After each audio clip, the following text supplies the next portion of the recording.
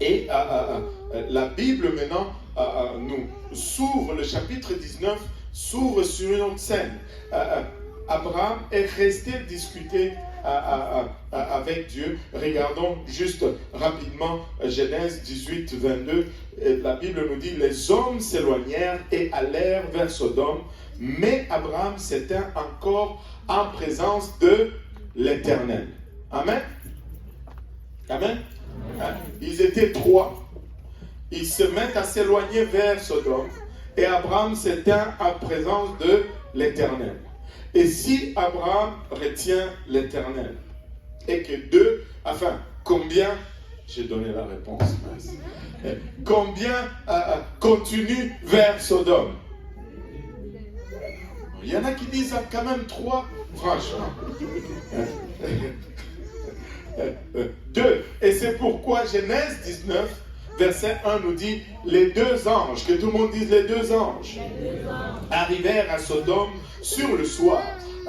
Abraham est resté s'entretenir avec l'Éternel, mais il y avait 2 anges qui l'accompagnaient. Donc le 3, ce n'était pas le Père, le Fils et le Saint-Esprit. Le 3, c'était l'Éternel, le seul et unique vrai Dieu, accompagné de 2 anges. Amen.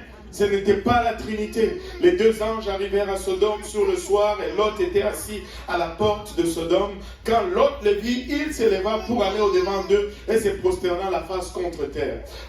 On peut affirmer ici également que Lot, il lui restait encore assez de spiritualité pour discerner à son tour que ces 2 n'étaient pas juste des hommes ordinaires. Ce n'étaient pas juste des hommes ordinaires. Comme Abraham a pu les discerner, Lot les a aussi discernés. Que Dieu nous aide, que nous soyons imprégnés de sa présence, de prière, afin que lorsque nous avons une visitation angélique, nous soyons à mesure de les discerner. Certains d'entre nous, nous croisons les anges peut-être presque tous les jours, sans même nous en rendre compte. Il n'y a aucun poil de notre corps qui se dresse parce que nous sommes tellement préoccupés par les choses du monde, par les choses quotidien de tous les jours. Laissez-moi vous dire, Lot, malgré que c'est la seule chose de positive que je vais pouvoir dire à son sujet dans ce message, toutefois, il était à mesure de discerner que ces 2-là n'étaient pas juste des hommes ordinaires. Il s'est précipité, il s'est prosterné et contre terre. Puis il leur dit, voici mes seigneurs, entrez, je vous prie, dans la maison de votre serviteur, au verset 2, et passez-y la nuit, lavez-vous les pieds, et vous vous lèverez de bon matin, et vous poursuivrez votre route. Et ces anges lui dirent, non, nous passerons la nuit dans la rue. Ils n'ont pas voulu aller chez Lot. Mais Lot a insisté, et finalement, les anges sont allés chez lui, et on a préparé la nourriture, ils ont commencé à manger, et au verset 4, la Bible nous dit ceci, Genèse 19, 4, il n'était pas encore couché que les gens de la ville, les gens de Sodome, entourèrent la maison depuis les enfants, tout le monde dit les enfants, jusqu'aux vieillards, que tout le monde dise les vieillards, depuis les enfants jusqu'aux vieillards, toute la population était accourue. Tous les gens de la ville de Sodome étaient autour de la maison de Lot. Et ils appelèrent Lot et lui dirent, « Hé Lot, où sont les hommes qui sont entrés chez toi cette nuit? Fais-les sortir vers nous pour que nous les connaissions. » Allô? Fais-les sortir vers nous pour que nous les connaissions. Il n'était pas en train de dire, nous voulons faire la connaissance de ces gens. Il n'était pas en train de dire, fais-les sortir, nous allons les saluer, nous allons les dire, bonjour messieurs, je m'appelle Dieudonné Karouzi, comment vous vous appelez? Ce n'est pas le même connaissant. C'est le même connaissant de Genèse chapitre 4, le premier verset qui nous dit,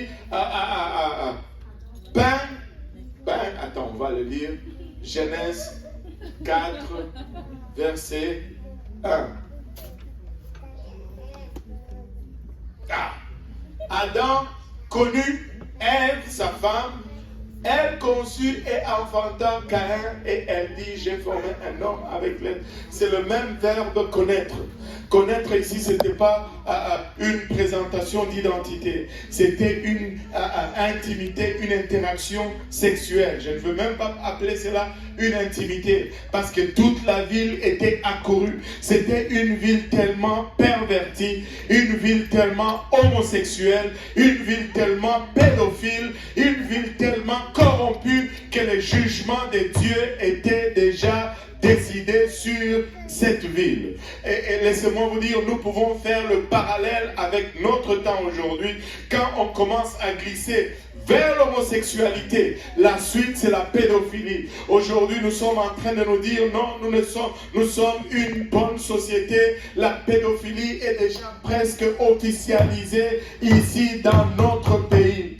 Peuple de Dieu, s'il y a un temps où nous devons être radical, c'est maintenant. S'il y a un temps où nous devons nous tenir fermes sur le principe de Dieu, c'est maintenant. S'il y a un temps où nous devons appeler le mal, mal et le bien, bien, c'est maintenant. L'homosexualité n'est pas bien. L'homosexualité est un péché. La pédophilie est un péché. Et les pédophiles utilisent aujourd'hui le même argument que les homosexuels ont utilisé. Oh, je sais qu'on va me mettre à terre sur Facebook ou whatever, YouTube, mais je dois prêcher la parole du Seigneur. Il y a délivrance dans la maison de Dieu. Il y a la délivrance dans la maison de Dieu. Si tel est ton problème, nous servons un Dieu qui peut te délivrer de cela. Alléluia. Il peut te délivrer de cela.